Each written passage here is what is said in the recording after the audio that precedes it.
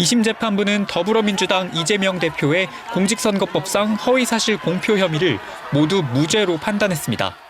앞서 넉 달여 전 징역 1년에 집행유예 2년을 선고한 1심 판단을 뒤집은 겁니다. 이 대표는 지난 대선 기간 대장동 개발 실무자인 고 김문기 씨를 몰랐다는 취지로 말하고 국정감사에선 백현동 땅 용도 변경에 국토부 협박이 있었다고 말해 공직선거법상 허위 사실을 공표한 혐의로 2022년 9월 불구속 기소됐습니다.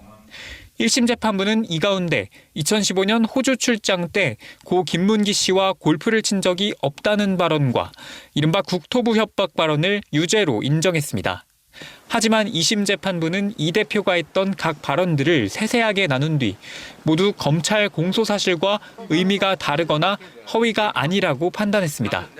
그러면서 공소 사실에 대한 증명이 합리적 의심이 없는 정도에 이르지 못한다며 무죄를 선고했습니다. 무죄 선고가 내려지자 재판관들을 향해 고개 숙여 인사한 이 대표는 법원 청사를 나와 소감을 밝혔습니다. 진실과 정의에 기반해서 제대로 된 판결을 해주신 재판부에 먼저 감사드립니다. 이번 판결은 이 대표가 받고 있는 5개의 재판 가운데 첫 번째 2심 결과입니다.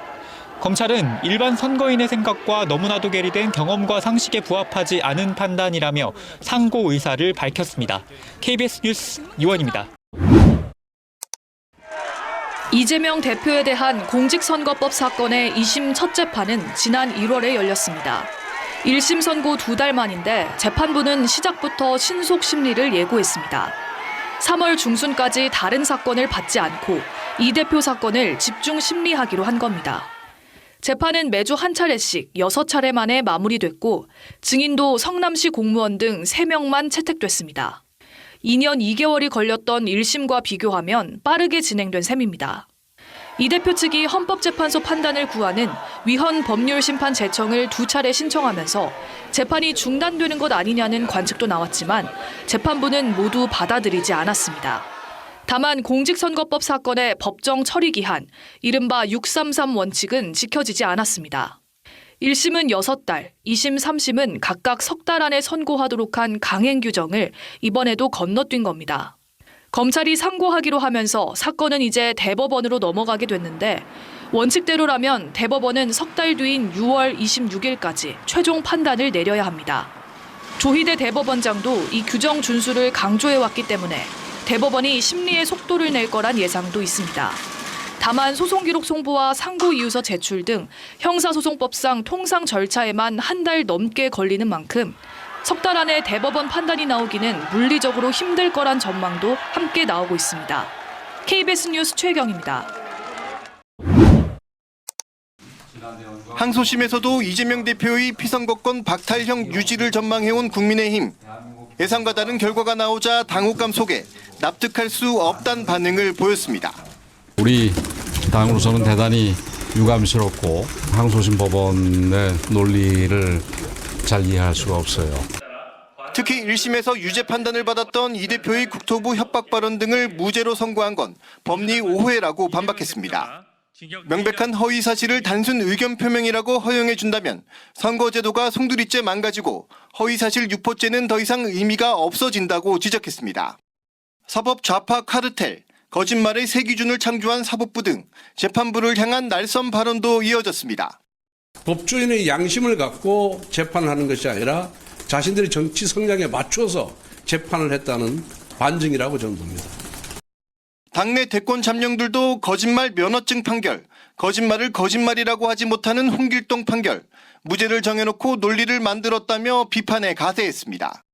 국민의힘은 이 대표의 사법 리스크는 그대로라고 강조했습니다.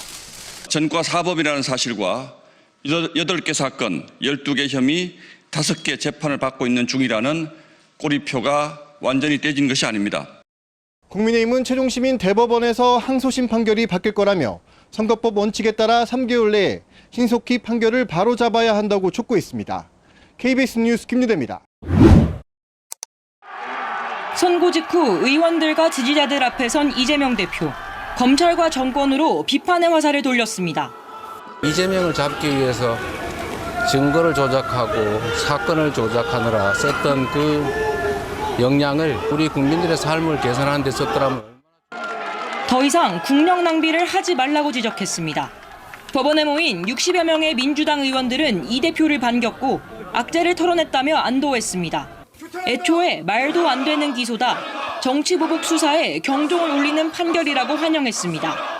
검찰의 행태에 대해서 철퇴를 내린 것이고 정치적인 수사권 남용에 대해서 제동을 걸은 비명계 대권주자들도 당연한 결과다. 이제는 힘을 모아야 할 때라며 일제히 환영 메시지를 냈습니다.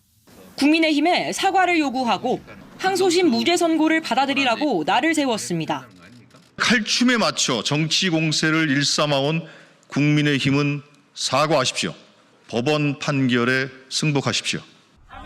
조국혁신당은 정적 죽이기에 나선 검찰을 향한 파면 선고라 했고 진보당은 검찰의 사법 쿠데타가 실패했다고 비판했습니다.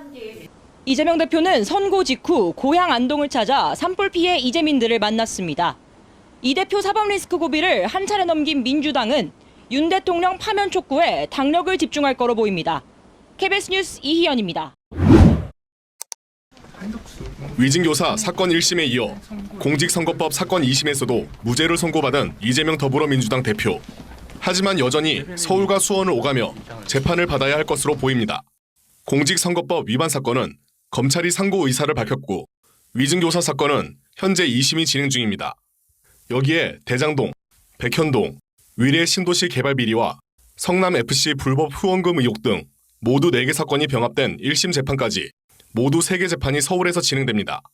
수원지법에서 진행 중인 법인카드 유용 혐의 사건은 공판 준비 단계이고 쌍방울 대북 송금 사건 역시 다음 달 공판이 재개되지만 선고가 언제 이뤄질지 예측이 쉽지 않습니다. 현재까지 대장동 재판을 제외하고 나머지 재판은 출석 의무가 없는 상고심 또는 준비 절차이기 때문에 이 대표가 직접 출석해야 하는 재판은 현재로서는 한 건입니다. 하지만 다른 사건들의 재판 준비 절차가 끝나 본격 심리가 시작되면 일주일에 최소 2차례 재판에 출석해야 할 가능성도 있습니다. KBS 뉴스 김영훈입니다.